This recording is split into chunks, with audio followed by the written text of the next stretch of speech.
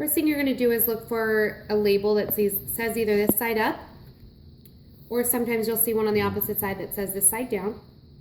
If yours doesn't have a label, look for the seam and make sure the seam is down. We're going to start by placing the thumb loop over your thumb at that first little notch in your knuckle. Take it over the back of your palm, scrunching your fingers like this, so it should be in the thumb loop and over the fingers. We're going to wrap the wrap around the hand 2 times. Using our index finger, find the inside of the thumb loop, pinch it with the thumb and pull that out.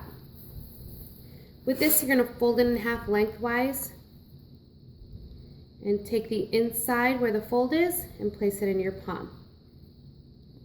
Then from there, you're going to wrap the wrap around your palm 2 times. And again, using the index finger, pull that out. You're going to take this pad, so we just made a nice little pad. We're going to place it over your knuckles, using your thumb to secure it. We're going to go the opposite way.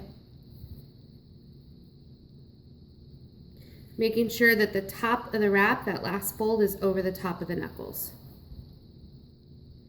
Then we're going to wrap it around 2 times, opening up the thumb as necessary.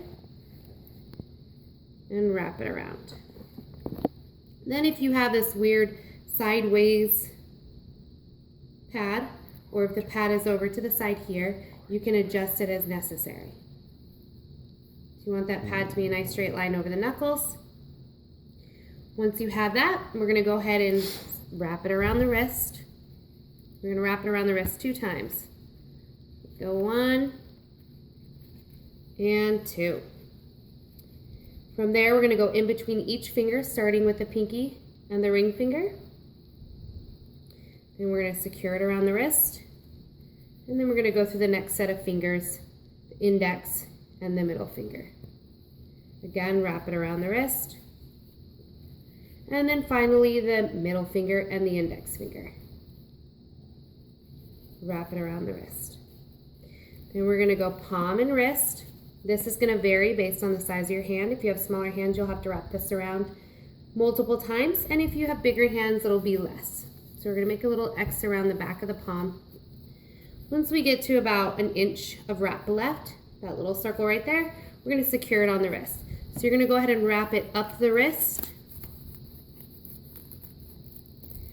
And then you're going to Velcro it at the base of the wrist.